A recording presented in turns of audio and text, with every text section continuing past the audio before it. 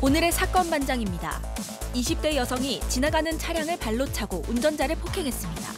여성은 얼마 전 흡연 단속 중인 공무원을 폭행한 혐의도 받고 있습니다. 경남 창원시의 한 아파트에 20대 남성이 침입해 40대 여성을 폭행하고 체크카드를 훔쳐 달아났습니다. 남성은 성범죄 벌금을 내기 위해 이 같은 짓을 저질렀습니다. 50대 여성이 남편의 내연녀를 찾아가 불륜 사실을 알리겠다고 협박해 돈을 뜯어냈습니다. 법원은 여성에게 벌금형을 선고했습니다. 뾰로롱! 안녕하십니까. 진짜 백 변호사님, 그 배우 남궁민 씨 프로포즈 영상 보셨습니까?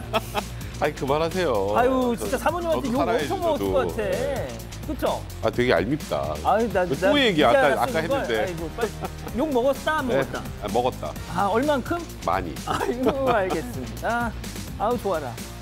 자, 진실 추적자 사건 반장 시작합니다. 어젯밤 필리핀 세부 공항에서 벌어진 이 대한항공 여객기 사고. 정말 아침에 이 뉴스 보고 정말 가슴을 쓸어내렸습니다. 승무원과 승객 포함 모두 173명이 탑승했지만 이 가벼운 부상만 입었다고 하죠. 엄청난 악천 후에 컨디션이 썩 좋지 않은 공항 환경 등등 이걸 고려하면 천만다행이 아닐 수 없는데요. 어찌됐든 기장과 승무원분들 고생하셨고요. 승객분들 큰 후유증 없기를 바랍니다. 자, 오늘 출연자 소개해 올리죠. 자, 이자연 기자, 그리고 사모님께 욕먹은 백성원 변호사, 자, 그리고 박상희 소장, 승재현 형사법무정책연구위원, 그리고 제일 중요한 이 박준혜 수어 선생님 나오셨습니다. 안녕하세요. 안녕하세요. 자, 우리 가게 직원들까지 8명 모두 사건 반장 구독 완료하신 박현숙님, 원보 씨의 그 간절한 요청에 구독 버튼을 안 누를 수가 없네요 하신 김희진님, 우리 엄마 정유순 여사랑 저랑 구독했어요 하신 강혜연님, 우리 아내가 사반할 때 리모컨 손대면 때립니다 하신 이성선님, 몸이 아파서 밖에 나가지 못하는데 말도 안 나오네요. 죄송합니다. 자, 몸이 아파서 밖에 나가지 못하는 내게 사반은 유일한 친구입니다 하신 춘천의 박미숙님, 얼마 전부터 남편 따라 저도 사반에 푹 하신 캘리포니아의 클라라님, 버지니아의 진 카터님, 워싱턴의 손 미셸님, 제주의 터준혜님, 지난주 생일 맞으신 병용님, 노래교실 하는 강은비님, 임연옥님, 김진희님, 시드니의 김신혜님, 청량리 사시는 장점수님, 제주댁 송애숙님 모두 사랑합니다. 자, 재미는 물론 의뢰로 함께하는 아세 사반 유세이프 6반. 사건 반장, 대한민국과 전 세계 동포 가족 여러분의 구독을 모아서 출발합니다.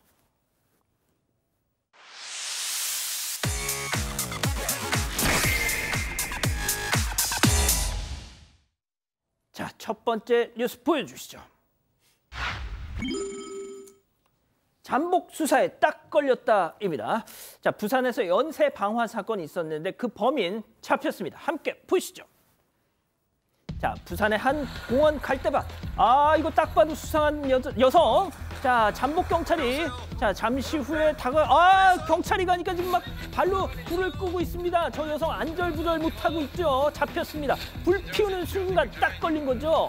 알고 보니 갈대숲에만 6번의 방화를 저지르고 7번째 시도하다 저렇게 현행범이 체포됐는데, 자, 이 기자가 내용 좀 정리해 주시죠. 네, 지난 5일부터 17일까지요. 총 7차례 부산 화명 생태공원 내 갈대숲에 불을 내거나 내려고 시도한 여성이 붙잡혔습니다. 이 경찰은 CCTV를 토대로요. 지난 13일 6번째 불이 난 직후에 그 현장을 나오는 여성을 발견을 했는데요. 이후에 부산경찰청과 북부경찰서는 방화범이 눈치를 못 채도록 복장을 트레이닝복으로 갈아입고 오후 3시부터 밤 10시까지 하루에 30명 정도 돌아가며 잠복했다고 합니다. 지난 17일 저녁 갈대숲에서 방화를 시도하는 여성을 현행범으로 체포를 했습니다.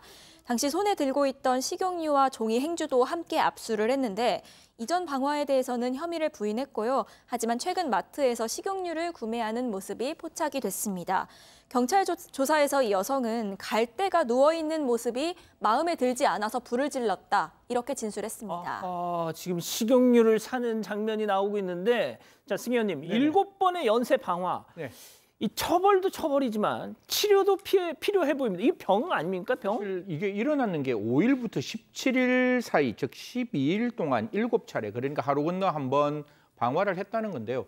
제가 보는 저 모습을 보면 분명히 그 앞뒤에 그러니까 그 앞에 뭔가 특단의 어떤 사정이 조금 있었는 것 같아요. 어떻게 보면 방화라는 게 그냥 단순하게 불을 질러서 무엇인가 하는 게 아니라 갈대밭에 있는 갈대를 보고 불을 질렀기 때문에 저 사람의 심리 상태를 분명히 확인해야 되는 것이고 더 중요한 것은 만약에 불구속 상태나 또 다른 어떤 범죄를 저지를 수 있는 가능성이 있기 때문에 불구속 상태도 중요하겠지만 재범의 위험성 때문에 여러 가지를 참작해서 구속영장 청구도 저 사람을 위해서도 필요하고 또 저 재범을 방지하기 위해서도 필요한 게 아닌가 그렇게 생각합니다.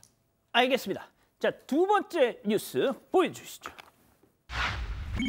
김연아 고우림 100년 가약입니다. 아, 그렇습니다. 지난 토요일 이 피겨 여왕 김연아 씨가 결혼했죠. 그런데 이 당시 혼인 서약서 낭독 이 영상 이거 화제라고 합니다. 함께 보시죠. 여느 때와 다름없는 일상 속 어느 날 얼굴을 빼꼼 내밀며 해맑은 모습으로 그녀가 제 앞에 나타난 순간 그 밝은 웃음 뒤 어디인가 자리하고 있을 상처와 외로움을 함께 해주고 보듬어주고 싶다는 마음을 품게 되었습니다. 동그랗게 뜬 눈으로 내 눈을 뚫어지길 바라보던 그저 내가 신기한 것보다 생각하고 넘겼는데 그 짧은 장면은 지금도 생사할 만큼 뚜렷하고 우리의 시작을 알린 신호였을까 생각하게 됩니다. 사소한 일에도 미안하다, 고맙다는 말을 아끼지 않고 늘 진실된 마음으로 사랑해주는 남편과 아내가 될 것을 약속합니다.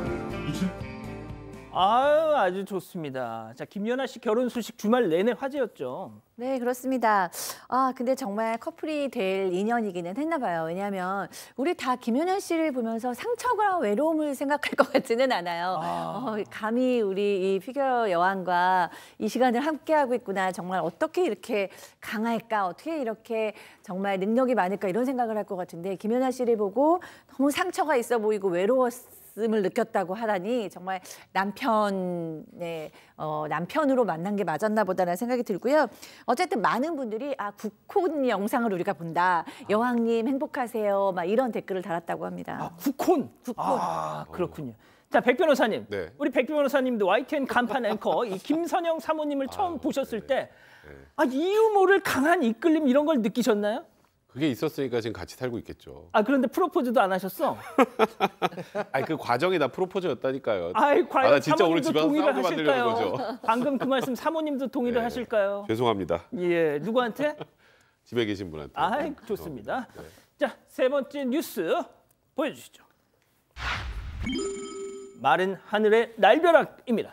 자, 아찔한 사고의 연속 함께 보시죠. 막힌다 막혀. 자, 이제 뭐 정체 상황인데요. 자, 그런데 이때 저 빨간 원안에 트럭 한 대, 두 대, 그만 와, 멈춰, 세 대, 네 대. 언제까지 와? 와, 이거 뭐야 이거? 아니 지금 아니 정신 차릴 때도 되는데 왜 계속 밀고 오죠 이거? 급발진 혹은 약물, 음주 뭘까요, 승현님? 사실 지금 저 앞쪽에서 잡았는 게 아니라 뒤쪽에서 잡았는 걸 확인하면 확실하게 브레이크 고장인지 졸음운전인지 알 수가 있는데 사실 브레이크 고장이라고 이 운전자는 지금 주장하고 있는데 만약에 브레이크 고장이었으면 뒤에 브레이크 등이 돌아와야 돼요. 그격보 졸음운전을 했으면 뒤에 브레이크 등이 안 돌아왔을 거예요. 그래서 그걸 확인하면 되는데 저는 저게 다른 것도 아니고 졸음운전했음에도 불구하고 그냥 일반 도로교통사고 처리 특례법에 따라서 5년 이하의 검거 또는 2천만 원 이하의 벌금 정도로 지금 이제 처벌받을 수밖에 없는데 거듭 말씀드리지만 저 서 있는 자동차 안에 계시는 분은 아무런 잘못이 없는 거잖아요. 그럼요. 그리고 뒤에서 저 트럭이 만약에 추돌을 하면 상상할 수 없는 불편함과 사망에 대한 어떤 그 공포가 있는 거기 때문에 저는 졸음운전하는 거 절대로 안 된다고 생각하고 여기서 한 가지 꼭 말씀드리겠습니다. 절대로 화물 운전자 하시는 분들 자기 자신의 컨디션 아시니까 정말 졸음은 도저히 못 이깁니다. 딱 10분이라도 쉬셨다가 가시라. 꼭 말씀드리겠습니다. 옆에 보면 졸음준다 많잖아요. 딱 10분 쉬고 가십시오. 아무리 문을 열어도 졸음을 쫓을 수는 없습니다. 꼭 쉬었다 가시기 부탁드리겠습니다. 알겠습니다. 자, 또 다른 영상 함께 보시죠. 자, 왕복 2차로 지금 잘 가는데 오지마. 아이고, 철조망에 꽝. 어디로 가? 뒤로 가더니 또 멈춰. 아이고, 차 박았어. 아이고, 왜 내려 빨리. 어딜 가? 왜 또 가? 뒤로. 어디 가? 내려. 이제 어디가? 갈길. 그냥 가버렸어. 와, 백 변호사님. 야, 이거 내리지도 않아, 이거. 진짜 이거는 이유를 모르겠네요. 이거는 뭐 음주 아니, 뭐야, 이거 음주 같지도 않고 뭐 좀 이상하네요, 계속. 지금 일단은 저 맞은편 차량 중앙선을 넘어서 철조망을 꽝 하고 또 한 번 또 꽝 하고 뒤로 가서 이제 옆차까지 꽝 하고 내려야 되는데 지금 보시는 것처럼 가버렸어요. 제 갈 길을 갔는데요. 예. 일단 운전자는 60대쯤 돼 보이는 여성 운전자였다고 합니다. 무슨 범퍼카도 아니고 말이죠. 일단 이게 뭐 약물인지 아니면 무슨 음주인지 아니면 운전 미숙인지 진짜 이상하네요. 이거 좀 알 수가 없는데 일단은 뭐 사람이 뭐 다행히 뭐 다친 것 같지는 않습니다. 지금 차량에서 내리는 저기 피해 운전자를 보면 그런 거 보면 일단은 뭐 대물뺑소니 가능성이 좀 높고요. 그러니까 사고 미조치라고 일명 얘기를 하는데 그 전에 저기 철조망 막 부딪히고 있는데 저게 만약에 이 지자체 소유라면 지자체 저거 다 배상해야 됩니다. 그러니까 차에 대해서 지금 조치를 취하지 않고 간 것에 대해서 이제 형사처벌을 받을 수밖에 없는 상황이고요. 저 차가 부서진 거 지금 저 철조망도 뭐 지금 여러 군데 부서졌네요. 저런 거 전부 다 손해를 배상할 책임까지 있는 상황이니까요. 빨리 아직까지 자수를 안 했다면 자수하시는 게 좋을 것 같습니다. 진짜 이해가 안 됩니다, 진짜. 알겠습니다. 자, 다음 뉴스 또 이어가죠. 민폐인데 모르셨나요? 모르셨어요? 그렇습니다. 동해번쩍 서해번쩍 민폐 캠핑족 모험 지금 보시죠. 이거 보십시오. 절경이로다. 자, 그런데 이게 뭐죠? 폭포를 보면서 텐트가 이렇게 천막이 딱 쳐져 있습니다. 여기가 어디냐? 그렇습니다. 폭포.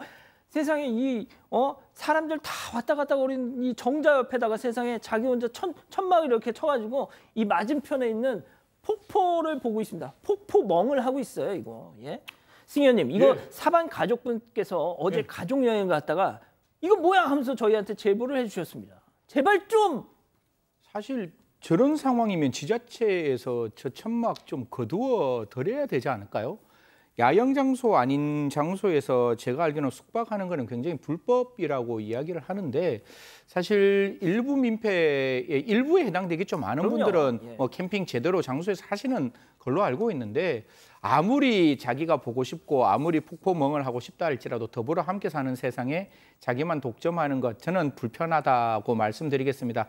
저런 거를 거두어 드리고 저런 부분에 대해서 적극적으로 과태료를 부과하는 것 지자체의 의무니까요.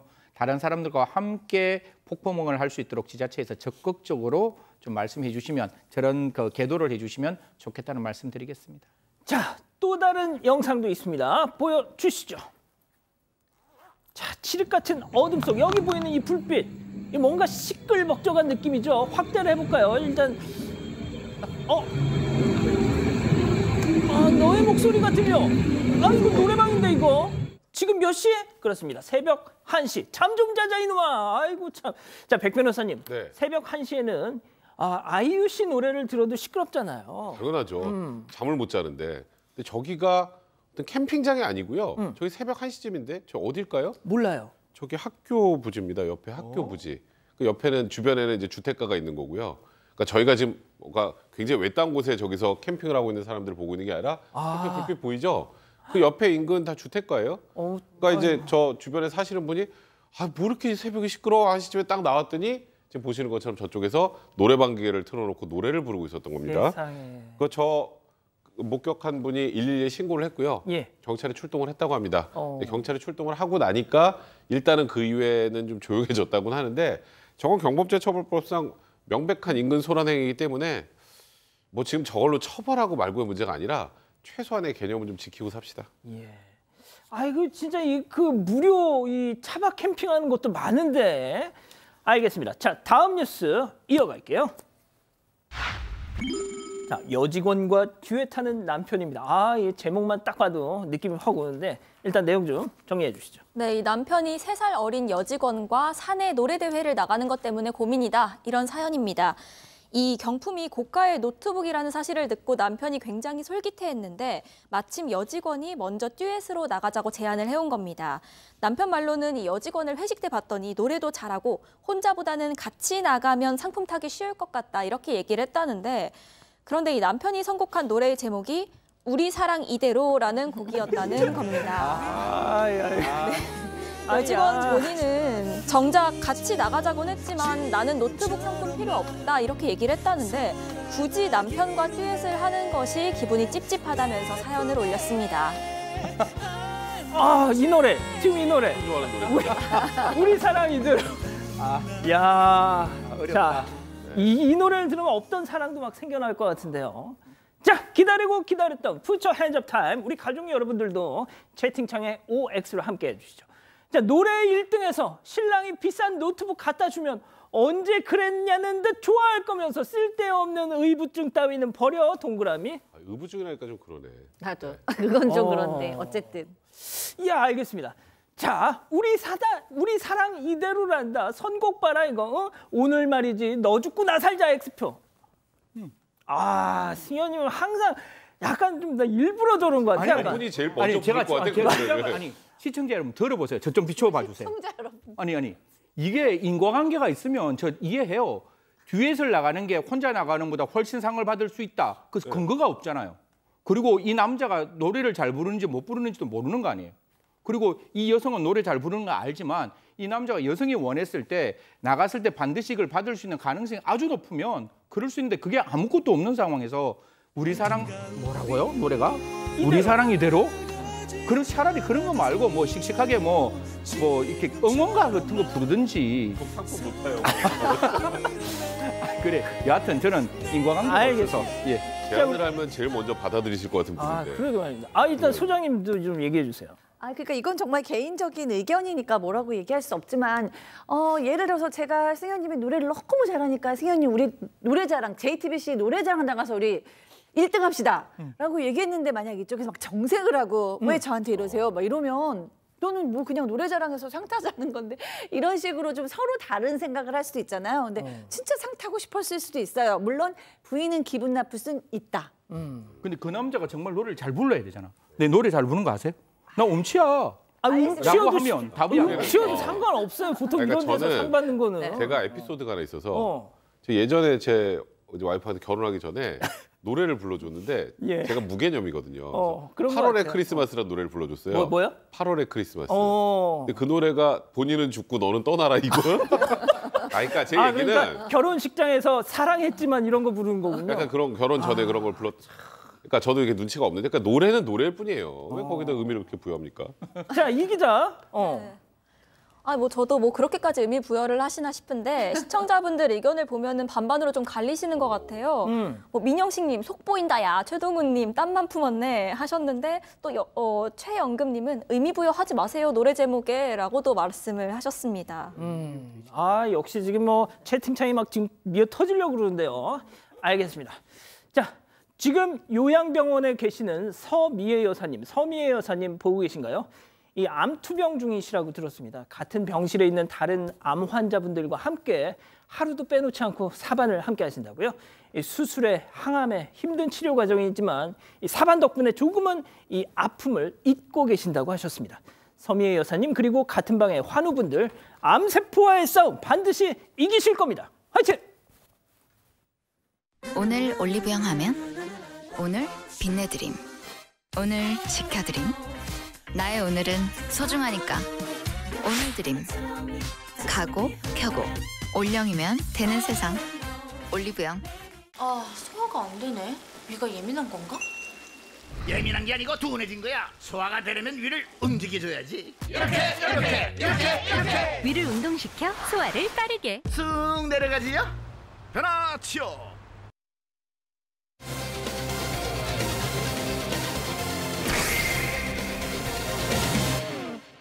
20대 여성이 지나가는 차량을 발로 차고 운전자를 폭행했습니다. 여성은 얼마 전 흡연 단속 중인 공무원을 폭행한 혐의도 받고 있습니다. 왜 이런 일을 저지른 것인지 알아봅니다. 예, 첫 번째 사건, 폭행 사건 어떤 내용이죠? 네, 지난 19일 밤인데요. 20대 여성이 40대 남성을 폭행해서 경찰에 입건된 건입니다. 당시 여성이 도로 위에서 남성의 멱살을 잡고 손으로 머리를 밀치고 얼굴과 뺨을 수차례 때렸다고 하는데요. 다리를 발로 차서 남성이 뒤로 넘어졌는데도 폭행은 10여 분간 이어졌다고 합니다. 자, 20대 여성이 들으신 것처럼 40대 남성을 폭행했습니다. 저희가 이게 뭐 타 언론사 이 단독 보도여서 영상을 보여드릴 수는 없어서 아쉽지만 진짜 40대 남성이 속수무책으로 정말 얻어맞습니다. 저 사진 보시면 아시겠지만 자, 백 변호사님. 네. 무슨 상황, 무슨 조화예요 이게 도대체? 이해가 안 되는 상황인데요. 예. 강북구청 사거리에서 그냥 지나가는 차를 막습니다. 한 여성이. 그리고 차를 막 발로 차요. 그러니까 다른 분 이제 어떤 분들이 이제 저걸 말려야 되잖아요. 아니 그냥 아무 이유 없이 자꾸 차니까. 그래서 그걸 말리려고 했더니 그냥 이유 없이 폭행을 한 겁니다. 처음에는 이제 피해자분이 저 가해한 여성이 남자인 줄 알았대요. 나중에 보니까 목소리 들어보니까 발로 차는 게 여자였고 자기는 이제 그냥 붙잡고만 있었는데 계속 무차별적으로 폭행을 이어갔던 겁니다. 그냥 젊은 사람이 자기를 막 묻지마 폭행을 하길래 어떤 이 젊은 남자가 또 때리나 보다 했는데 알고 봤더니 세상에 여성이었다는 겁니다. 자, 그런데 이 상황 어디선가 좀 기시감이 느껴지시지 않으신가요? 그럼 여기서 오늘 첫 번째 사건 체크포인트 짚어보죠. 한 달 만에 또입니다. 자, 한 달 전쯤 제가 마침 그때 휴가 갔을 때였는데 그때 이 사건이 있었어요. 네, 알고 보니까 이 여성이 지난 9월에도 흡연 단속을 하는 70대 남성 공무원을 폭행한 일이 있었던 겁니다. 당시 지난 9월 26일인데요. 한 유튜브 채널에 수유역 흡연 단속하는 분 폭행이라는 제목의 저 영상이 올라왔습니다. 당시 장면을 목격한 시민이 공개한 건데 이 영상에는 보시다시피 한 여성이 거의 아버지뻘로 보이는 70대 남성을 길거리에서 폭행하는 장면이 담겼습니다.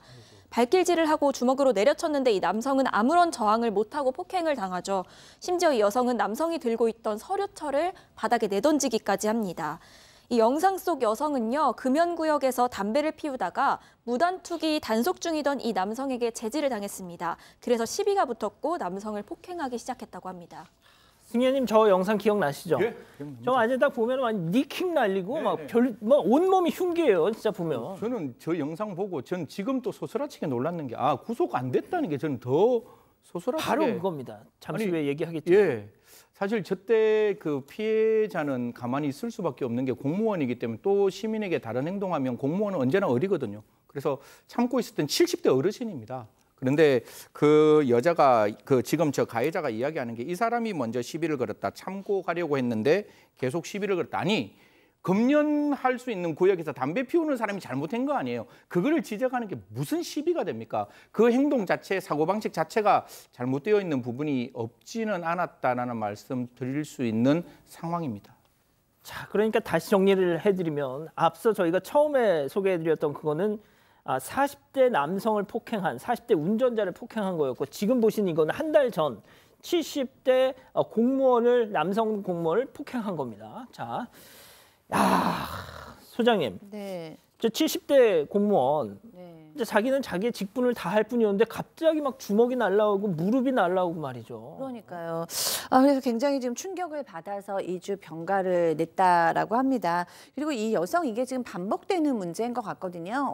어떤 병이 이제 깊어서 저런 행동을 하는지는 모르겠지만 어쨌든 우리가 흔히 얘기하는 간헐적 폭발 장애라고 얘기할 때 이 본인의 감정을 충동을 못 참고 폭발하는 거가 간헐적 폭발장애인데 그런 증상이 아닐까 싶은데 어쨌든 이렇게 나이도 뭐 가리지 않고 이유도 사실은 굉장히 사소한 이유를 가지고 이 정도로 심각하게 폭력을 휘두를 때 이분은 좀 관리가 많이 필요한 분이 아닌가라는 생각이 듭니다. 자, 승현님, 이 40대 남성도 그렇고 70대 공무원 남성도 그렇고 정말 이 사람들은 내가 반격을 하거나 또 하게 되면은 이게 일이 커지고 또 나도 가해자이며 피해자가 될 수 있다는 걸 알고 가만히 계셨던 모양인데 진짜 오늘만 사는 남자한테 저랬다. 그래서 막 했다 그러면 진짜 위험했어요. 아마 알고 그렇게 접근하지 않았는가라는 생각조차도 하는데 사실 대한민국에 있는 싸움이라는 게 전 절대로 그 부분에 대해서는 아니라고 생각하지만 저렇게 일방적으로 공격당하다가 한 번이라도 적극적인 공격 행위를 하면 쌍방폭행이 돼서 사실 상상할 수 없는 정도의 여파가 미치는 거거든요. 그냥 일반인들께서는 그냥 폭행하면 폭행으로 벌금으로 끝나지만 공무원 입장이면 그거 징계받아야죠. 징계받고 난 다음에 심할서 써야죠. 감봉돼야죠. 정직되어야죠. 그다음에 승진은 안 되죠. 아무것도 못합니다. 특히 70대 어르신 저렇게 한번 시민에게 폭행하면 다시는 저런 행동을 기간제일 수도 있는 가능성이 열려 있으니까 사실 그게 연장이 안 될 수 있는 그런 부분들도 있어서 어떻게 보면 굉장히 안 좋은 상황에서 폭행을 당한 게 아닌가라는 생각이 들고 제가 꼭 한 말씀 드리고 싶은 거는 상습이에요. 이게 상습이라는 게 한 번 폭행이 있더라도 그 상습성의 발현이 있으면 그건 상습으로 인정될 수 있는데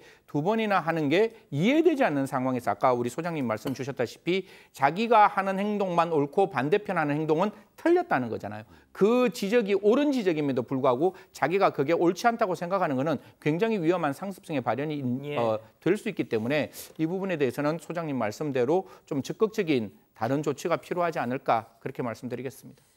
자, 아까 승현님 잠깐 말씀하셨는데 저번에 그 한 달 전에 그 사건 때 사람 70대 공무원을 저렇게 패고도 구속이 안 됐다는 거. 그래서 또 사고를 쳤다는 거. 그러니까 그때 이제 공무집행방해 혐의로 이제 위험성도 있고 폭행이 정도 심하다고 생각을 해서 영장을 청구했습니다만 이제 그 당시 법원은 영장을 기각했습니다. 구속영장을 기각한 사유는 아마도 뭐 반성하고 있고 뭐 피해 정도가 그렇게까지 그 구속할 만큼 크지 않고 뭐 이런 정도가 아니었을까. 반성 안 했잖아요. 근데 이제 이번에 드러났죠. 반성 안 하는 거. 저기서 분명히 잘못했다고 하지 않았겠어요? 그러니까 이번에는 일단은 또 동일한 방식의 거의 묻지마 폭행을 했고요. 그리고 여기서 하나 추가로 할 수 있는 건 그때는 사람만 쳤지만 이번에는 차도 찼습니다. 그러면 이제 차량 손괴 혐의도 추가가 될 가능성이 많고 일단은 구속영장을 이번에 다시 한번 신청을 했고요. 일단 영장이 발부됐는지 여부에 대해서는 아직은 확인이 되지 않는데 뭐 제 개인적인 생각으로라면 저 한 달 전에 영장이 기각이 됐고 거의 동일한 사유로 또 한 번 영장이 신청이 되고 청구가 된다면 이번에는 영장이 발부될 가능성이 매우 높지 않을까 싶습니다. 그럼 영장이 발부돼야죠. 그럼요. 알겠습니다. 첫 번째 사건 이 정도로 하고요. 두 번째 사건 이어갑니다.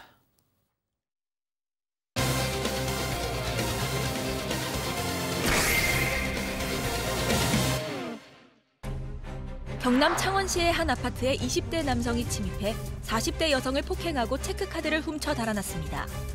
남성은 성범죄 벌금을 내기 위해 이 같은 짓을 저질렀습니다. 남성의 범행을 파헤쳐봅니다. 자, 이거 상당히 좀 끔찍한 사건일 뻔했던 내용인데요. 일단 뭐 사건의 시작부터 짚어보죠. 네, 지난 17일인데요. 경남 창원시의 한 아파트에 한 20대 남성이 침입을 한 겁니다. 당시 아파트 CCTV에 그 모습이 잡혔는데 어두운 색의 상하의를 입고 가슴 앞쪽에 가방을 메고 있습니다.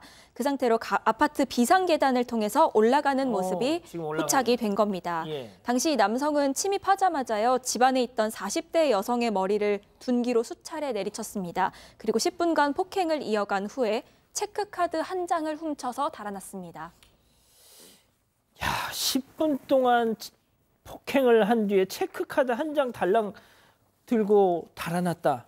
자, 소장님 일단 보신 것처럼 CCTV에 그 모습이 고스란히 저렇게 포착이 됐는데 그 집에는 어떻게 들어갈 수 있었던 거예요? 그러니까 이 여성이 잠시 환기를 위해서 문을 열어놨다고 해요. 그리고 방에서 3개월 된 아기를 달래고 있었다고 합니다. 그러니까 이제 그러고 이제 그냥 당연히 복도식이고 다 동네에 복도식이면 옆집도 있고 그 옆집도 있잖아요. 그러니까 그냥 뭐 환기 좀 시켜야지 이러고 있었는데 이 바로 범인이 계단 비상 계단을 통해서 걸어 올라온 다음에 그 사이에 침입을 했다고 합니다.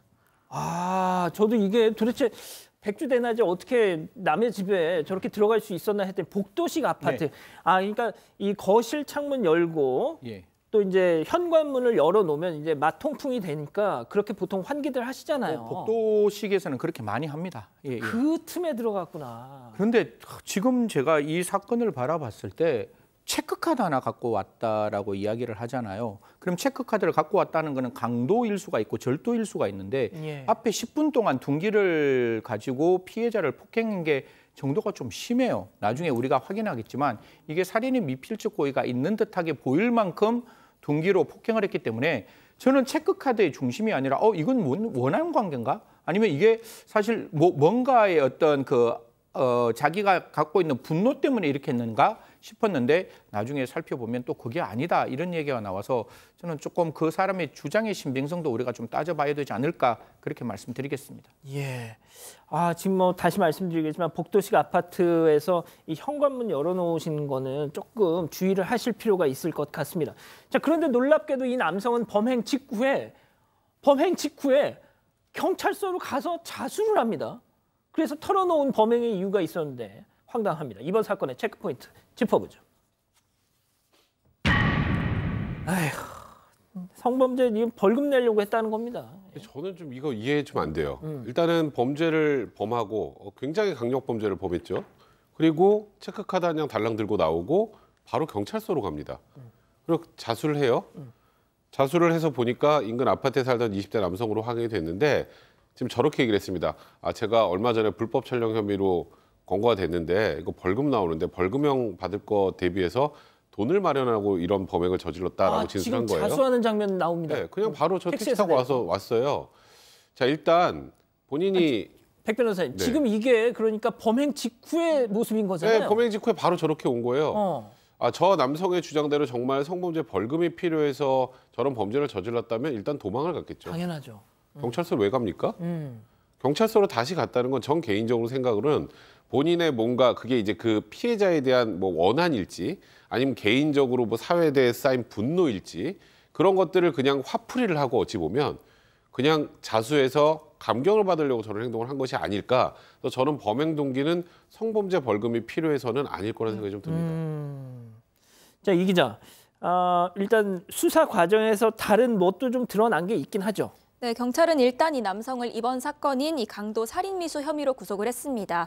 그리고 다른 범행 동기가 있을지 수사하던 중에요. 이 불법 촬영을 비롯해서 성범죄 2건 전력이 있다는 점을 확인을 했습니다. 자, 승 의원님, 네. 지금 뭐 백 변호사님도 말씀을 하셨지만 열려 있는 문이 열려 있는 곳에 집에 들어가 가지고 아이를 보고 있는 40대 여성 엄마를 10분 동안 막 둔기로 막 팼어요. 그런데 도망갔어. 체크카드 하나 들고. 그런데 경찰서로 가서 자수를 한다. 맥락이 없어요, 이게. 그러니까 앞에 주장 자체가 벌금을 내기 위해서 절도를 하기 위해서 들어갔다. 이게 첫 번째 목적이잖아요. 그러면 앵커한테 물어볼게요. 절도를 하려면 제일 먼저 뭘 찾아야 될까요? 돈이 있는 곳을 찾아야 될 거 아니에요. 그러면 들어가서 내가 벌금 내고 난 다음에 뒤에 있는 범죄가 강력하면 앞에 있는 벌금보다 훨씬 더 강력하게 처벌받는데 시청자 여러분, 이 죄명 자체가 강도 살인 미수입니다. 얼마만큼 피해자에게 폭행을 했으면 강도 살인이 나오겠어요. 정말 그 사람의 생명을 빼앗아 갈 수 있을 만큼의 둔기로 폭행을 했다. 오히려 강도보다는 저는 살인에 더 방점이 있는 사건이고 강도를 했는 게 왜냐하면 체크카드 한 장 갖고 나가거든요. 체크카드 갖고 세상에 나가서 쓰면 바로 잡히죠. 그리고 체크카드에 돈이 없으면 돈을 쓸 수가 없는 거잖아요. 현금카드 기능도 없는 체크카드를 가지고 나가는 게 과연 성범죄의 벌금을 내기 위한 방편으로 범죄를 했다라고 하는 이 피의자의 진술을 우리가 믿을 수 있을 것인가에 대해서는 저는 못 믿겠습니다. 경찰이 제대로 된 범죄 동기를 좀 밝혀주시기를 부탁드리겠습니다. 자, 그 백 변호사님이 마지막으로 일단 혐의는 강도 살인 미수였다고 하는 거예요, 지금. 네. 그런데 그렇다면 살인하려는 목적은 없었다. 강도 상해이 훨씬 낮을 것 같은데 형량이 이걸 주장할 가능성은 어떻게 보세요? 근데 뭐 강도 살인 미수나 강도 상해죄나 이 사안의 심각성을 고려할 때 처벌의 차이가 그렇게 크지는 않을 것 같고요, 일단. 근데 일단 그 머릿속에 살인의 고의가 있었는지 없었는지는 저희가 그 사람 머릿속으로 들어가기 전에는 알 수가 없습니다. 진짜 겁만 주고 때리려고만 한 것인지 정말 피해자를 살해하려는 의도가 있었는지는 정말 그 사람 머릿속에 있는데 그 머릿속에 있는 거 우리가 알 수 없기 때문에 어떻게 판단하냐면 그 행위의 방법, 그다음에 위험성 이런 걸 기초로 판단하거든요. 사람 몸 중에서 가장 약한 부위가 머리입니다. 예. 머리를 둔기로 때린다라는 건 둔기로 머리를 때린다는 건 피해자가 죽을 수 있을 가능성이 충분히 높기 때문에 내가 이렇게 때리면 이 사람이 죽을 수도 있어 하지만 어쩔 수 없지라는 정도의 최소한 미필적 고의는 충분히 인정될 가능성이 있습니다. 그래서 일단 뭐 이 사람의 죄명이 강도 살인 미수죄가 될지 나중에 법원에서 강도 상해죄가 될지는 제가 아직까지는 판단을 좀 유보하겠습니다만 강도 살인 미수일 가능성이 많고요. 굉장히 중요하게 예상됩니다. 일단 이 사건에서 가장 중요한 건 이 사람의 진짜 범행 동기를 찾는 것이 가장 중요한 것 같습니다. 알겠습니다. 두 번째 사건 이렇게 정리하고요. 세 번째 사건 이어갑니다.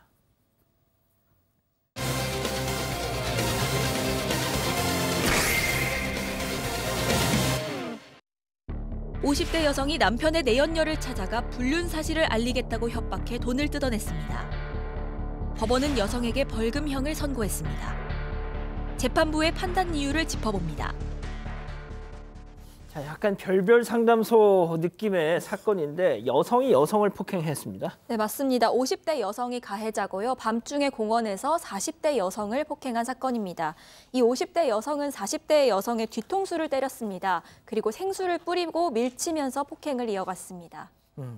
자, 소장님, 네. 이 여성과 저 여성 어떤 사이입니까? 아, 네. 이 여성과 저 여성은 바로 이 폭행을 당한 여성은 40대인데 이 때린 여성의 남편의 내연녀였어요. 그러니까 이제 이 때린 여성이 어떻게 보면 피해자인데 이날은 가해자가 된 거예요. 근데 사실 이 제목이 이 기사를 저는 좀 미리 봤었는데 이 제목에 어마어마하게 많은 댓글이 달리고 사람들이 와 진짜 너무 화난다 이랬었는데 이 때린 여성이 맞은 여성에게 도대체 왜 내 남편을 만났냐라고 얘기를 했어요. 그래서 각서를 써라 다시는 안 만나게 막 이러면서 화를 냈는데 이 맞은 여성 즉 내연녀가 뭐라고 얘기했냐면 실제 내 남편하고는 다르게 당신의 남편은 나한테 모든 걸 다 해줘서 좋았어 이렇게 얘기했어요. 이거 어떡해요? 아니 그러니까 이제 우리 신랑하고는 달리 오빠는 나한테 다 해줬어 이런 얘기를 세상에 부인 앞에서 저런 소리를 하면 매를 버는 거 아니에요, 솔직히. 뭐 자기는 진심이었는지 몰라도. 그렇다고 때리면 어쨌건 폭행죄니까 그렇죠, 어쩔 수 이제. 없습니다만 그러다 보니까 조금 전에 박상현 소장님 말씀하셨던 것처럼 이 기사에 엄청나게 많은 댓글들이 달렸던 겁니다. 맞습니다. 자, 그런데 이 가해자, 아내의 혐의는 폭행이 아닌 공갈이었습니다. 이번 사건 체크포인트 짚어보죠. 불륜을 알리겠다. 대체 불륜을 누구한테 알린다고 한 거죠? 당신 남편에게 알리겠다. 이 여성도 유부녀였습니다. 그러니까 이제 이 부인이 가해자가 집에 와서 이제 곰곰이 생각해 보니까 너무 화가 나는 거예요. 아까 뭐 달리 내 남편과 달리 다 잘해줬다 이런 얘기들도 생각이 나고 그러면서 이제 카드 내역 같은 걸 다 확인을 해보니까 남편이 집에보다는 이 내연녀에게 돈을 좀 더 많이 썼는지 대략 3천만 원 정도 카드값이 사용이 됐다는 걸 확인이 된 겁니다. 자기들끼리 불륜하면서 아유. 그러니까 이 아내가 어떻게 했느냐? 남편하고 같이 썼으니까 당신이 반을 내놔라. 그래서 3천만 원을 내놓으라고 한 게 아니라 1,500만 원을 내놓으라고 얘기를 하면서 그거 안 주면 내가 당신 남편에게 불륜 사실을 알리겠다. 이런 얘기를 하니까 내연녀가 2번에 걸쳐서 500만 원의 돈을 부인에게 전달한 겁니다. 돈을 줬군요. 자, 그런데 이제 부인이 저 내연녀를 불러서 공원에서 저렇게 폭행을 한 이후에도 지속적으로 문자를 보낸 뭐 그런 내용도 알려졌더라고요. 네, 불륜을 알리겠다 이렇게 얘기했을 뿐만이 아니라 폭행 이후에도 내연녀에게 수차례 문자를 보냈는데요.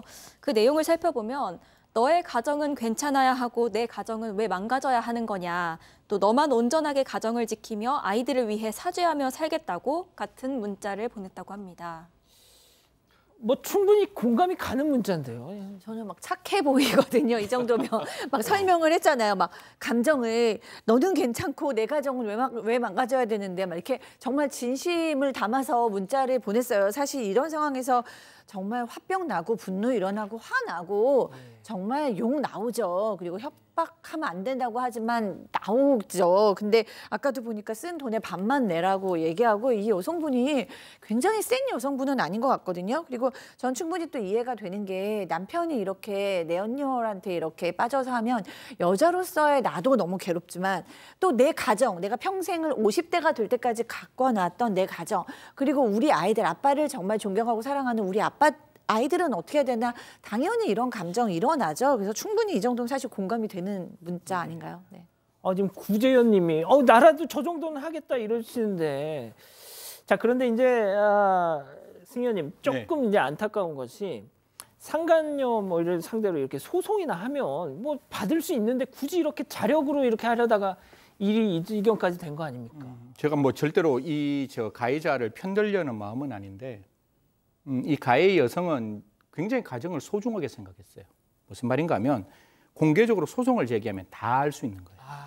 아이도 알고 친척도 알고 옆에 있는 사람도 알고 우리가 지금까지 갖고 왔던 이 가정이 풍지박산이 될 수가 있는 거예요. 그런데 직접 그 가해인 내연녀에게 이야기하면 두 사이에서 이게 해결이 되는 거예요.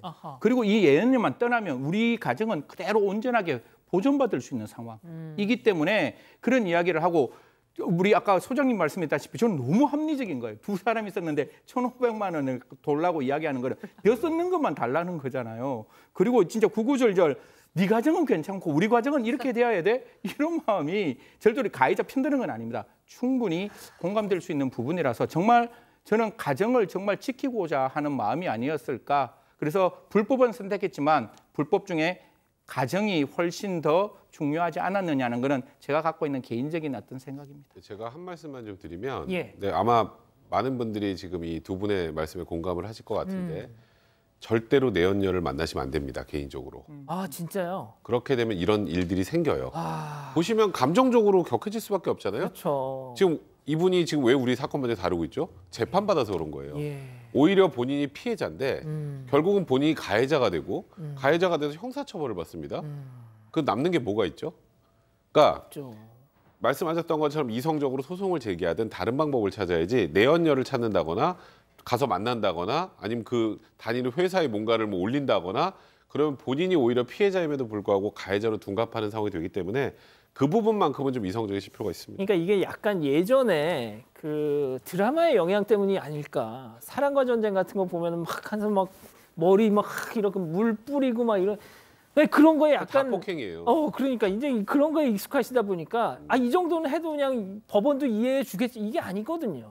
이게 정당방위라고 생각하는 분들이 있더라고요. 절대 아닙니다. 정당방위 아니고 그래서 이 여성도 결국 기소가 됐고 재판까지 받을 수밖에 없었던 거고 이 여성이 아까 조금 전에 합리적이라는 표현을 쓰였는데 그래 절반씩 썼으니까 절반만 내놔라고 했지만 협박을 하면서 플러스 알파로 돈을 요구한 것이기 때문에 혐의 자체가 협박죄가 아니고 공갈죄입니다. 공갈죄. 네, 그래서 본인은 합리적이라고 생각했을지 모르겠습니다만 법적인 잣대로 들여다본다면 이건 공갈죄에 해당할 수밖에 없습니다. 그래서 옛날에 폐지된 그 죄가 부활해야 된다니까요.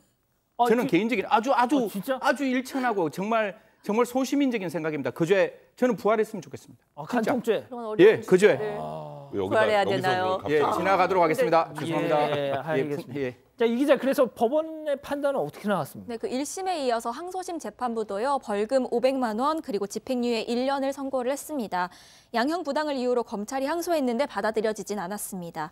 당시 재판부는요. 피고인이 배우자와 피해자 사이 장기간 불륜 관계가 지속되어 온 것을 알고 감정적으로 격한 상태에서 범행에 이른 점 등을 고려했다. 이렇게 양형 이유를 밝혔는데요. 이어서 피고인이 법적 절차에 따르지 않고 피해자를 직접 만나서 폭행, 협박해 돈을 받은 점 등도 참고했다. 이렇게 밝혔습니다. 조금 하나를 말씀드리면 예. 벌금형의 집행유예를 붙이는 건 진짜 이례적입니다. 아 진짜요? 그러니까 저게 벌금 따로 징역형의 집행유예 따로가 아니고 맞아.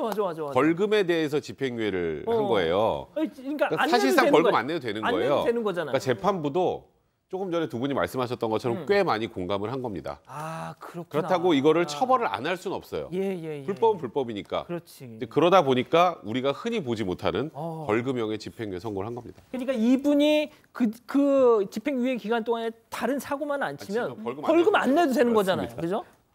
또 그런 또 배려를 하셨구나. 자, 승 의원님. 네. 한 30초 동안에 간통죄 찬성 입장 정리해 주시죠. 아유 또 왜 이러세요? 내일 아침에 또 분지북산 납니다. 저희 회사 때문에. 그냥 저는 개인적으로 잘못했으면 잘못했는 행동에 대한 대가를 받아야 되는데 간통죄가 폐지되는 것은 그 사람과 간헐적인 어떤 정교관계를 맺으면 처벌하고 지속적인 정교관계를 맺으면 그게 또 처벌되지 않는 그런 어떤 예외적인 경우 때문에 폐지되는 걸로 알고는 있는데 저는 모르겠습니다. 그 죄 없는 것보다 있는 게 저는 마음이 편하다고 말씀드리겠습니다. 개인적인 생각입니다. 절대로 저희 회사와 관계없고 법무부와도 관계없고 아무 관계없는 그냥 소시민적인 저희 개인적인 생각입니다. 알겠습니다. 자, 세 번째 사건 이렇게 정리하고요. 계속해서 별별 상담소 이어갑니다.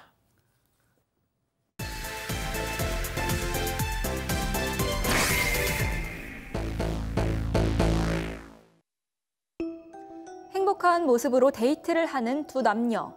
즐거웠던 데이트가 끝나고 집으로 돌아온 김 씨는 우편함에서 이상한 서류 한 통을 발견합니다. 바로 몇 분 전까지 데이트를 했던 남성이 유부남이었고 그 아내로부터 상간녀 소송 소장을 받은 겁니다. 김 씨는 남성이 다른 여성과 결혼을 진행할 때부터 이 사실을 알고 만났습니다. 그리고 결혼을 한 뒤에도 잘못된 만남을 지속하다 남성의 아내에게 이 사실을 들킨 겁니다. 더욱 놀라운 건 김 씨도 결혼을 약속한 남자친구가 있었다는 겁니다. 상간녀 소송을 당한 김 씨는 이 사실을 결혼할 남자친구가 알게 될까 봐 하루하루가 악몽이라는데요. 인과응보가 생각나는 이 사연.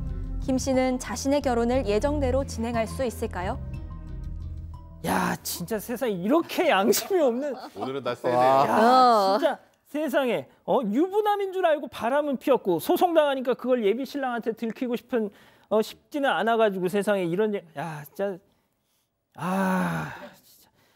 자, 일단 또 이제 백다희 아나운서 휴가 갔습니다. 예. 이 말씀을 안 드리면 또 제가 쫓아냈네 막 이런 말씀하실까봐 오해하지 마시고요. 그래서 오늘 이자연 기자가 이번 주 대신을 하는데, 야, 이거는 이 기자 이거는 인간적으로 사람 아니지 않나요, 인간적으로?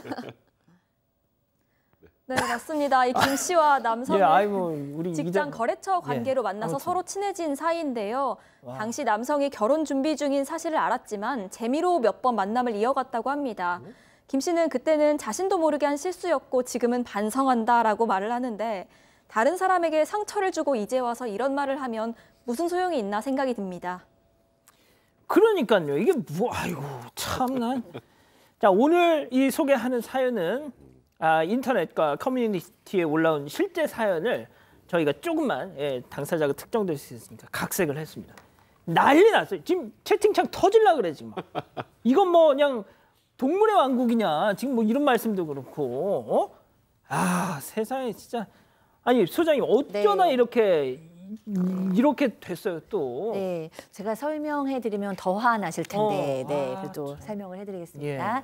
동명배였고 이제 거래처에서 친해졌대요. 회식을 하다가 자주 만났는데 이제 뭐 그냥 얘기를 하다 보니까 이제 친해진 거예요. 지금 이제 그림처럼. 근데 서로 맨 처음에 얘기했대요. 난 남자친구 있어요. 나도 여자친구 있어요. 그래서 뭐 남자는 왜 그래요? 그럼 여자는 왜 그래요? 뭐 이렇게 서로 상담도 해주고 막 이러다가 이제 뭔가 좀 친해진 거예요. 근데 이제 약간 서로 눈이 맞은 거죠. 근데 내 남자친구한테 없는 면이 있구나. 내 여자친구한테 없는 면이 있구나. 이렇게 생각했어요. 아까 그거랑 좀 비슷하네요.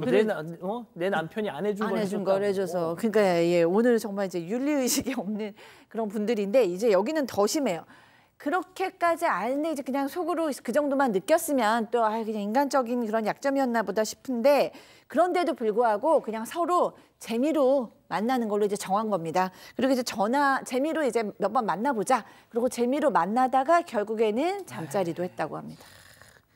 빨리 정리를 했어야지 세상에. 자, 그런데 그 와중에 남자는 실제 결혼을 했어요. 네, 만남을 이어가던 중에 이 남성은 예정돼 있던 결혼까지 진행을 했습니다. 심지어 이 남성 결혼식에 김 씨를 초대했습니다. 그래서 이 김 씨는 결혼식에까지 참석을 한 겁니다. 이건 아니야. 신부 대기실에서 이 남성 아내와 사진까지 찍었다는데요. 세상에. 이때까지만 해도 그냥 금지된 사랑이 즐거웠고 아무 생각이 없었다고 합니다. 백 변호사님. 네. 이렇게 이게 스릴로 이런 걸 느끼는 사람들이 있나? 그냥 정신 못 차린 거죠. 정신 못 차린 거예요.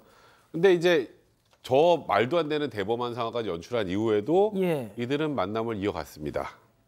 주말에 서로 여행도 가고. 그 다음부터는 이제 남자가 유부남이 된 거죠. 결혼식 끝났으니까. 근데 이제 출장 핑계 대면서 외박도 하고. 이제 동종업계다 보니까 서로 만나기도 편하고 자연스러웠던 거예요. 그러니까 둘이 만나도 뭐라고 좀 의심하기가 좀 애매한 상황이라고 해야 될까요? 뭐 일하다 충분히 만날 수 있는 상황. 그래서 이건 안 걸리겠네. 그러면서 불륜행각을 계속 이어갔습니다. 그런다고 안 걸리지 않잖아요. 네, 사실 사내 연애는 프린트도 알고 있다는 거 아세요? 그게 무슨 말이죠? 그러니까 자기들만 모른다는 거예요. 그러니까 우리 둘이가 사내 연애를 하면 우리 둘만 그 비밀 아니 옆에 계신 분을 지금 표정 안 좋으세요 지금. 그러니까 그 사람만 알고 자기들은 모른다고 생각하는데 프린트도 너희 둘이 눈 맞는 거 알고 있다라고 지금 알고 있는데, 아까 기억나세요? 남편 결혼식에 이 여성이 와서 그 남편 부인과 사진 찍는 거 모습을 보면 이 남편의 친구들은 기함할 거 아니에요. 아니 둘 뭐니? 너희들끼리 비밀 연애한 거 우리가 다 아는데 아니 결혼식에 와서 그 남편의 부인과 사진을 찍는다고? 너희가 지금 이런 부적절한 행동을 하는데? 라고 하면서 남편 친구들이 이 부인에게 알리는 겁니다. 지금 너희 남편이 이런 상황이다라고. 지금 뭐 채팅창이 그냥 얼마나 빨리 올라가는지 이게 진짜 참. 자, 이 기자 결국 아내가 이 사실을 알고 김 씨, 그러니까 저 여성한테 그러니까 소송을 건 거예요, 그죠? 네, 맞습니다. 그 전에 이미 남성의 아내가 이 사실을 알고 김 씨를 찾아왔습니다. 그런데 이 자리에서 김 씨는 이 사실을 모두 인정을 하고 나도 모르게 한 실수였다라고 얘기를 하면서 반성하고 사과를 했다고 합니다. 그럼에도 불구하고 이 남성의 아내가 상간녀 소송을 진행해서 이 김 씨에게 소장이 날라오게 된 건데요. 이때부터 김 씨의 악몽이 시작된 겁니다. 무슨 악몽이야. 자, 그런데 더 충격적인 것은 이 상간녀 소송을 당한 이 여성 김 씨, 김 씨도 자기 남자친구가 있었고 또 그 남자친구와의 결혼도 예정이 돼 있었고 예정된 결혼을 또 그냥 진행했다는 거예요. 그러니까 지금 불륜을 저지르는 과정 속에서 본인 남자친구한테 프로포즈를 받습니다. 아, 여긴 또 프로포즈를 했네요. 그래서 이제 결혼 준비를 하고 있었는데 결혼하기 3달 전쯤에 이 소장을 받은 거예요. 이제 얼마 안 남았죠. 이제 3달이면 결혼식을 해야 되는데, 야, 이거 혹시 이거 내 지금 이제 남편 될 사람, 내 남친구가 얼마 어떡하지 해서 매일 악몽에 시달리고 있다고 합니다, 여성이. 아, 저는 여기가 좀 굉장히 양심이 없다는 생각이 드는데 자기 남자친구가 결혼할 사람, 아무것도 모르고 자기를 잘 이해해주는 그런 아주 좋은 사람이기 때문에 이 남자는 내가 놓칠 수 없어. 이런 생각을 하면서 매일 밤 악몽에 시달리고 있다고 합니다. 소장님, 네. 이게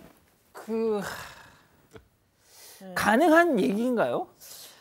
뭐 이렇게 철저하게 이기적인 사람들은 꽤 있어요. 뭐 남녀 관계뿐만 아니라 그냥 살다 보면 우리가 뭐 자기애적 성격 장애다, 나르시스틱하다, 나르시스트다 이렇게 얘기하잖아요. 철저하게 본인의 이득과 본인의 유익과 본인이 원하는 것만 추구하는 사람들이 있죠. 근데 이렇게까지 인간관계를 이용하고 착취하고 거짓으로 점철된 건 정말 이 정도는 범죄 수준이라는 생각이 들고요. 이 남자친구 너무 좋은 사람인데 이렇게 평생을 속아서 살아야 되겠습니까? 우리가 이 결혼 만료되지 않을까 생각이 드네요. 자, 승희 의원님, 근데 결국 이 여성 김 씨가 우려하는 거는 자기 결혼식에 행여나 자기를 상간녀 소송을 건, 그러니까 자기 불륜 남성의 부인이 행여 식장에라도 찾아와가지고 막 이제 이런 표현 약간 막 뒤집어 엎을까 봐 지금 그런 걸 걱정한다는 거 아니에요? 지금? 앞에 시청자분 보셨죠? 절대로 가시면 안 됩니다. 이 저 부인 편을 저는 좀 들고 싶은데 남편의 부인 가셔가지고 확 뒤집으면 또 이거 사건화 될 수가 있는 거예요. 그래서 지금 이 여성분이 지금 이게 상간녀가 지금 악몽이라는데 악몽이 아니고 자업자득이지 이게 무슨 악몽이에요. 그리고 이 남자 제가 뭐 잘 이해해주고 사랑해주는 사람. 이해해주고 사랑해주는 사람이기 때문에 결혼하고 난 다음에도 또 지금과 같은 똑같은 행동을 할 것인지에 대해서 저는 굉장히 합리적인 의심을 할 수 있는 부분이라고 생각해요. 그래서 아까 제가 말씀드리던 그 죄가 있어야 돼요. 그 죄가 있으면 문제 없다니까 그냥 한 큐에 가요. 그런데 그게 안 되니까 이런 문제를 발생하는데 제가 아까 나중에 혹시나 뭐 이게 청문회나 나오면 제가 말하는 거 실수했을까 봐 배신행위 때문에 간통죄는 처벌하지 않는 겁니다. 결혼하기 전에 배신이 결혼하고 난 다음에 배신과 다른 게 뭐가 있느냐. 사실 결혼하기 전에도 그런 어떤 부적절한 관계를 맺고 난 다음에 결혼하고도 부적절한 관계 그게 결코 다르지 않기 때문에 그 범죄를 폐지는 했는데요. 모르겠습니다. 다시 한번 우리 입법자들 진지한 고민. 당신들이 이 행동하지 않는다면 이 죄 부활시키는 것도 저는 나쁘지 않다라고 생각합니다. 자, 백 변호사님. 지금 진짜 이 김 씨 여성의 이 남자친구 결혼을 앞두고 이 남자 너무 불쌍합니다. 이 놔줘야 됩니다, 이거. 놔줘야죠. 그리고 그 본인이 악몽에 시달린다고 하는데 이제 이게 뭐 소위 뭐 소송을 당한 거 그리고 뭐 프로포즈 받은 이후에 계속 그 이후에도 이 다른 남자와 불륜을 저질렀다는 거 그게 나중에 알려진다고 생각을 해보세요. 그 남자한테. 그러면 남편이 할 수 있는 게 두 가지가 있습니다. 결혼을 하더라도. 우리가 보통 아는 이혼. 이거는 근데 이혼 사유를 넘어서 혼인 취소 사유예요. 우리가 결혼을 할 때 나는 이 사람의 이런 면 때문에 결혼해서 결혼을 결심할 때 중요한 요소들이 있잖아요. 결혼할 여자가 이런 상황이었다는 걸 알면 어떨 것 같으세요? 안 하지. 이거는 뭐 성인군자도 안 해요. 그러면 이거를 속이고 결혼을 결심할 때 중대한 사실을 속이고 결혼하면 이건 혼인 취소 사유가 될 수 있습니다. 일단 그러니까 뭐 법적인 거는 잠시 후에 다시 따져보겠습니다. 그런 거 말고 법적인 거 말고 남자로서 우리 백 변호사님. 뭘 남자로서 어떻게 하라고요, 이거를. 불쌍하잖아요, 이 남자. 불쌍하죠. 정말 불쌍한데 그래서 저도 가서 알려주고 싶은데 근데 뭐 일단은 이 남자가 이 여성의 이런 과정을 나중에 이제 알게 됐을 때 터질 분노를 생각한다면 저는 이 여자가 악몽에 시달린다고 본인 이익만 생각할 게 아니라 본인이 일단 반성하고 여기서 헤어지고 새 사람이 된 다음에 다른 사람 만나야지 지금 상황에서 결혼을 진행하는 건 절대 안 됩니다. 알겠습니다. 자, 소장님 짧게 여쭤볼게요. 실제 이런 사례를 듣고 솔직히 저는 이거 뭐 제 주변은 아니고 이제 뭐 이렇게 SNS나 이런 데 올라오는 막 그런 어느 회사 뭐 불륜 이런 거 있잖아요. 네. 이게 진짜 없는 일이 아니에요, 이런 거. 이건 당연히 없는 일이 아니죠. 왜냐하면 남녀가 이 세상에 있는 이상 어떻게 저렇게 안 좋게 만나는 커플들은 너무 많고 거기서 상처 입는 사람들도 분명히 많고 속는 사람들도 있죠, 안타깝게. 그래서 결혼을 하고 나서 예전의 과거를 알게 돼서 굉장히 괴로워하고 용서하지 못한다라고 말씀하시는 분들도 저도 여러 번 만났어요. 물론 뭐 조선시대처럼 뭐 정조를 지키지 못했다 이런 개념이 아니라 본인이 알고 있던 그 사람이 아닌 어떤 과거를 봤을 때는 너무 심각하게 실망을 하는 거고 그 관계가 파탄이 되는데 이 경우는 지금 그 상대편 남자가 결혼하기 전에만 만났던 게 아니고 결혼을 한 후까지 만났던 거라 이제 더 이상 이제 변명의 여지가 없기 때문에 이건 정말 이 남성이 알게 되면 극심한 상처와 관계의 파탄이 예상되죠. 그래서 이 결혼은 저도 좀 반대합니다. 알겠습니다. 자, 그러면 이쯤에서 별별 상담소 오늘의 궁금증 짚어보죠. 결혼을 앞두고 상간녀 소송 소장을 받았습니다. 예비 신랑이 알면 이대로 끝이 나야죠. 네. 예. 그냥 뭐 이건 네 밖에 없네요, 답이. 예. 일단 결혼 전이면 이건 약혼 취소 사유 충분히 되고요. 그리고 이건 위자료까지 내야죠. 그리고 이렇게 해서 잘 어떻게든 이 남편 될 사람을 속여서 결혼을 했다고 하더라도 결혼 이후에 이게 알려지게 되면 이거는 혼인 취소 사유 충분히 됩니다. 그러니까 이 부분을 본인이 이제 결정을 해야 되는 이 여성 입장에서는 지금 현 시점에서 자기의 남자친구한테 이 모든 걸 털어놓고 용서를 받든가 그리고 결혼하면 괜찮습니다. 속이고 결혼하면 어떤 방식으로든지 본인에게 다시 화살이 돌아온다는 거 아까 조금 전에 얘기하셨던 것처럼 프린트기까지 다 안다 그랬잖아요. 이건 어차피 이 지금 이제 미래 남편에게 귀에 들어가는 거는 시간 문제이기 때문에 그렇죠. 그에 대한 결심 분명히 해야 될 것 같습니다. 자, 신 의원님 그런데 이 와중에 김 씨가 이 상간녀 소송을 협의할 때 발설하지 않는다는 조건으로 협의하고 싶다라는 또 전제를 달고 있다는데 이게 지금 이 사람이 이런 얘기를 할 처지는 아닌 것 같은데요. 아닌데 만약에 이게 뭐 공서 양속에 반하는 조건은 아니기 때문에 이 조건을 붙이는 거는 가능해요. 그리고 위자료를 많이 받는 거는 가능한데 이제 문제는 사후에 이 조건을 위반했을 때는 어떻게 될 것이냐. 만약에 위약벌이라는 걸 민법상 만들어 놓으면 이걸 발설했기 때문에 그 위약벌을 그 남편의 부인이 받을 수도 있는 부분이니까 이런 부분에 대해서는 신중하게 판단하셔야 되고 대한민국 법이 되게 웃긴 게 진실한 사실을 말해도 그게 명예훼손죄가 될 수 있습니다. 이렇게 상간녀가 상간녀라고 말하는 것 자체가 또 상간녀에 대해서는 명예훼손죄가 되는 부분이 있어서 여하튼 법이라는 게 어렵고 답답하고 화나지만 절대로 상간녀에게 상간녀라고 말하시면 안 된다는 말씀까지 드릴 수밖에 없는 상황입니다. 실제로 좀 사회적으로 알려진 분들 이런 류의 사건이 터졌을 때 합의할 때 이거 다 들어갑니다. 아, 진짜요? 네, 저도 몇 번 써본 적 있고 다 들어갑니다. 근데 이제 문제가 뭐냐면 이 여성은 이제 이게 들어갔으니까 끝이야 라고 생각할 수 있는데 그래도 상대방이 내가 돈 내고 말지 뭐 라고 하고 발설하면 또 끝이에요. 그걸 어떻게 형사적으로 처벌 대상은 또 아니란 말이죠. 그러니까 조금 전에 말씀하셨던 것처럼 그렇게 협의하고 뭐 어쩌고 하고 악몽 꾸고 이러지 마시고 그 전에 결혼을 진짜 진행을 하고 싶다. 그러면 자기 남자친구한테 이 사실을 다 털어놓고 용서를 받고 안 해주면 어쩔 수 없는 거고요. 해주면 그때 결혼을 생각하시는지 하지 뭐 여기도 비밀 유지 조항을 넣고 이거 고민하지 마십시오. 자, 이 기자, 우리 가족 여러분들 지금 뭐 엄청난 의견을 쏟아내셨는데 좀 정리 좀 해주시죠. 채팅창이 뜨겁습니다. 우선 레드썬님이 저게 무슨 실수야, 둘이 즐겼구만 하셨고요. 찰리 윤님이 궁금증 보고 달아주신 것 같은데 저걸 질문이라고 찍찍 하셨습니다. 또 보리강님이 예비 신랑도 불쌍한데 불륜남 아내가 더 불쌍하다라고 해주셨습니다. 아유, 참 언제쯤 별별 상담소에서 이런 얘기 좀 안 다루는 날이 좀 올까 싶네요. 자, 일단 이 정도로 정리하고요. 글로벌 픽 이어갑니다.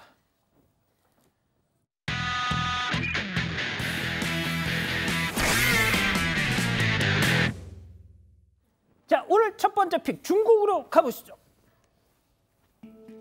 네, 한 여성이 아이를 붙잡고 있습니다. 아이가 엉엉 울며 버티자 이 모습을 보고 있던 남성이 아이를 차 뒤쪽으로 데리고 갑니다. 그런데 저 여성, 남성으로부터 아이를 빼앗더니 곧바로 조수석에 강제로 태웁니다. 알고 보니 이 여성 아이의 할머니였는데요. 할머니. 3살짜리 손자가 도둑질을 하자 버릇을 고치기 위해 경찰서에 끌고 가겠다며 혼을 냈던 겁니다. 할머니는 손자를 붙잡고 경찰 아저씨 여기 도둑이 있으니 잡아가세요 라고 말했고요. 겁에 질린 손자는 저항했습니다. 아, 뭘 훔쳤길래? 아이가 훔친 건 이웃집에 배달된 요구르트였습니다. 비록 작은 물건이긴 하지만 할머니는 처음 잘못했을 때 따끔하게 혼내야 다시는 도둑질을 하지 않을 거라는 생각에 저런 행동을 한 것으로 보이는데요. 이 영상을 본 누리꾼들의 반응은 엇갈렸습니다. 할머니가 잘했다는 의견도 있는 반면 아이가 잔뜩 겁에 질린 걸 보니 트라우마가 생길 수도 있다며 할머니의 행동을 비난하는 목소리도 나왔습니다. 알겠습니다. 자, 다음은 베트남으로 가보시죠. 네, 어느 차 안에서 촬영된 영상인데요. 이 차가 도로를 달리고 있습니다. 바로 앞에 트럭 한 대 보이시죠? 지금 사이렌 소리가 들리고 있는데요. 지금 이곳은 구급차 안이었습니다. 심각한 상처를 입고 의식을 잃은 응급 환자가 타고 있습니다.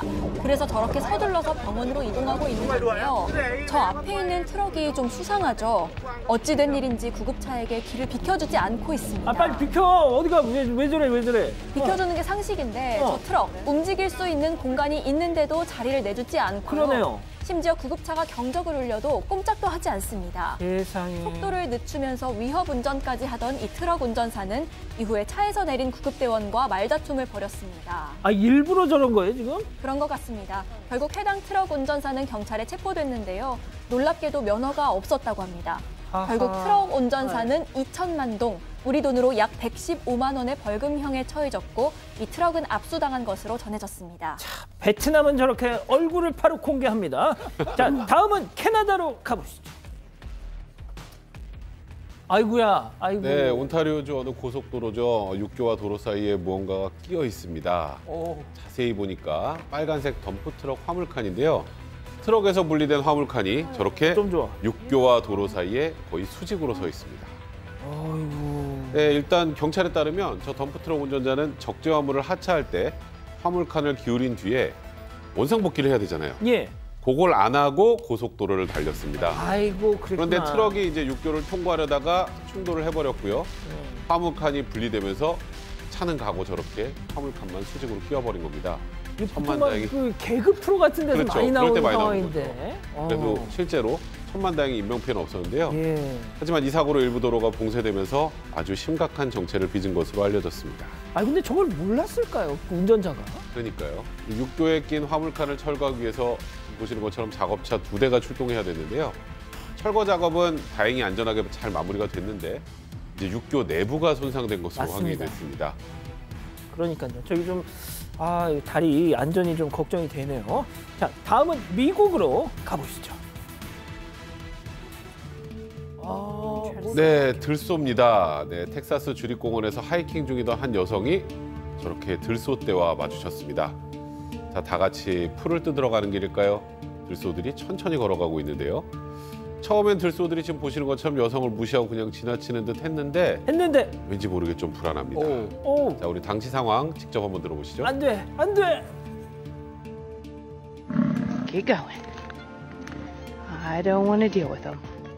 I just want to go by them. Come on, keep going. I just want to get by, okay? Thank you. I appreciate it. Didn't want to go through the bushes again.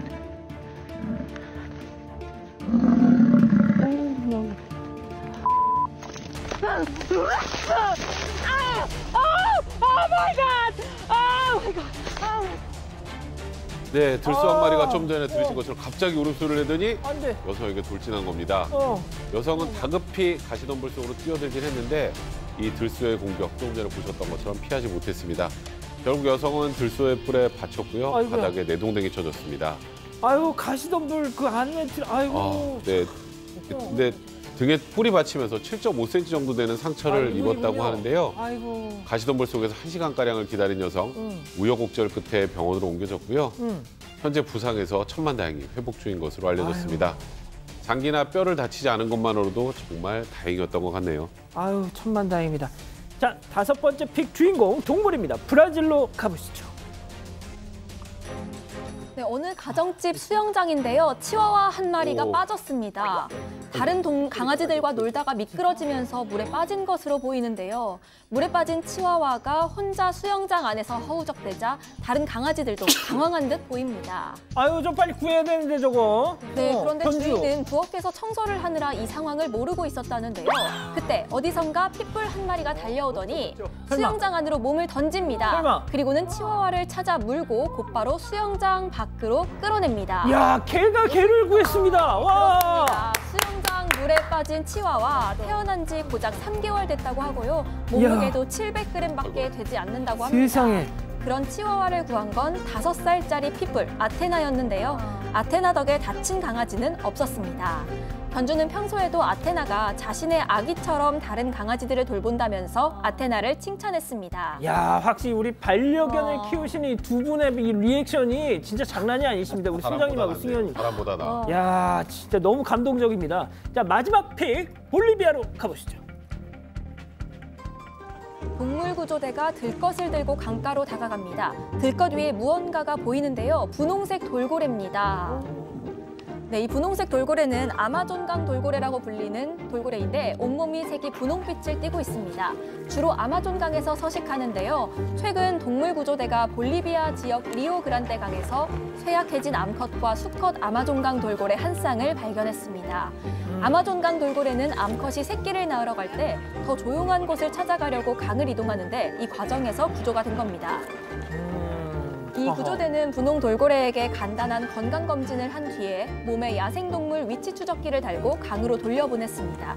생태계 파괴로 아마존강 돌고래 개체수가 현저히 줄어들고 있기 때문에요. 이들을 보호하려는 목적입니다. 다음엔 귀여운 새끼 돌고래도 함께 만날 수 있기를 바랍니다.